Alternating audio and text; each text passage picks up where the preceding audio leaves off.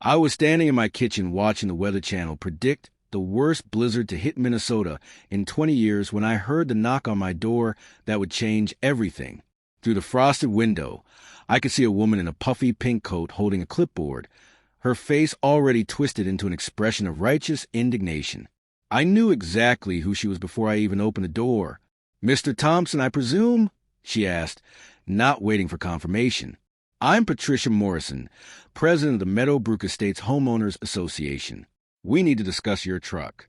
The wind was already picking up, sending snow devils swirling across my driveway. The forecast had predicted the storm would hit by noon, and it was already 11.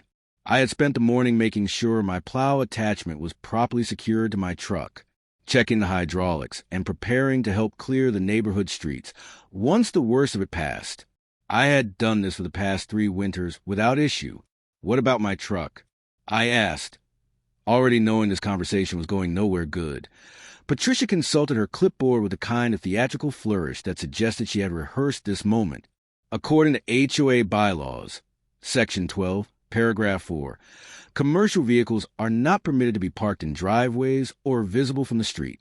Your truck with that unsightly plow attachment clearly violates this regulation.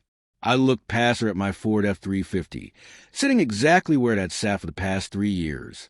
The plow attachment gleamed even in the overcast light, freshly maintained and ready to go. That's not a commercial vehicle. That's my personal truck. I use the plow to help clear the neighborhood roads. The presence of commercial equipment makes it a commercial vehicle, Patricia said, her voice taking on that particular tone that suggested she had absolute confidence in her interpretation of rules that probably said nothing of the sort. "I have already contacted a towing company. They will be here within the hour to remove your vehicle during a blizzard." I could not believe what I was hearing. "You're trying to tow my truck during a blizzard?" "The same truck I use to plow the roads so people like you can get to work. The rules apply regardless of weather conditions, Mr. Thompson. Perhaps this will teach you to follow the regulations that everyone else manages to obey without issue." She turned on her heel, nearly slipping on the ice forming on my front steps, and marched back to her Mercedes SUV.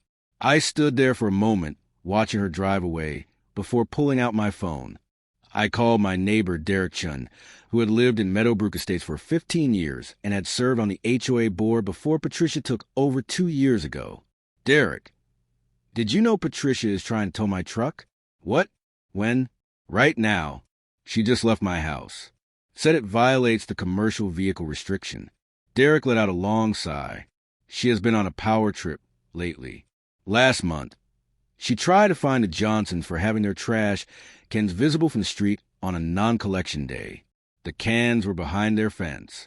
She stood on a ladder to see them. What do I do? Let me call Michael Rodriguez. He's still on the board, and he hates this kind of thing. In the meantime, you might want to document everything. Take pictures, save any communications. If she is really calling a tow truck during a blizzard, that's just insane." I spent the next 20 minutes photographing my truck from every angle, documenting the time, and reviewing my copy of the HOA bylaws. The commercial vehicle section was vague at best, and I was confident my truck did not qualify. Personal vehicles with occasional commercial use were explicitly exempted, and I had never used my truck for any business purpose. The snow was falling steadily now, thick flakes that were already beginning to accumulate. The wind had picked up significantly, and visibility was dropping fast. I was about to call Derek back when a flatbed tow truck appeared at the end of my driveway. The driver sat there for a moment, wipers working overtime to clear the windshield before slowly pulling up behind my truck. I grabbed my coat and headed outside, the cold hitting me like a physical force. The driver was already out his cab, a tall man in his 40s, wearing a heavy Carhartt jacket and a worried expression. He was looking at my truck, then at the sky, then back at my truck. "You Clay Thompson?" he asked. "That's me. Got a call from your HOA to tow this truck." Lady sounded real insistent about it. He walked around to the front, stopped when he saw the plow attachment, and let out a low whistle. "That's a Boss plow, 9 feet, 9 1/2. The driver crouched down, examining the attachment with the kind of appreciation that only comes from professional experience. You do commercial plowing? No, just the neighborhood. I help clear the roads after storms so people can get around. He stood up, brushing snow from his knees, and looked me straight in the eye. Your HOA president really wants me to tow this truck right now during this. He gestured at the rapidly deteriorating weather conditions. She offered to double my usual fee. She did. Yeah, I told her I would come out and assess the situation. He walked around the truck again, checking the tires, the hitch, the plow. Here's the thing. I have lived in Minnesota my whole life, seen a lot of storms. This one is going to be bad, real bad. And you've got a truck with a plow on it sitting in your driveway, ready to help people. That's the plan.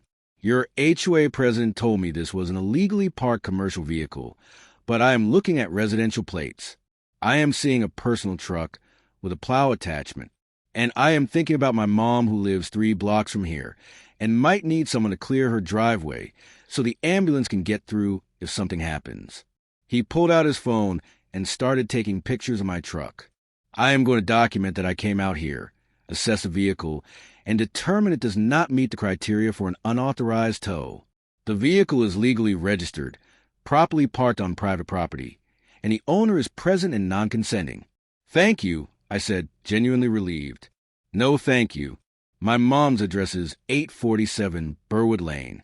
If you get a chance after the storm, her driveway is a nightmare to shovel.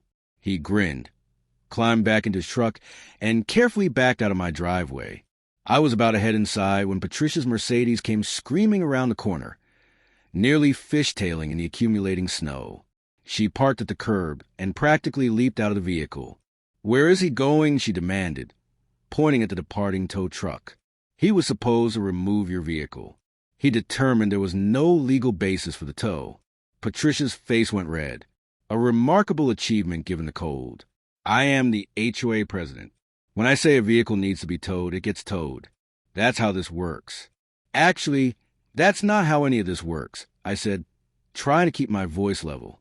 My truck is legally registered and parked on my own property. The HOA bylaws do not prohibit personal vehicles with plow attachments. We will see about that. She pulled out her phone, her fingers fumbling on the screen in the cold. I am calling the police. You are in violation of HOA regulations, and I will have you arrested if necessary. For parking my truck on my own property. She ignored me, speaking rapidly into her phone. I could not hear what she was saying over the wind, but her body language suggested it was not going well. After a few minutes, she ended the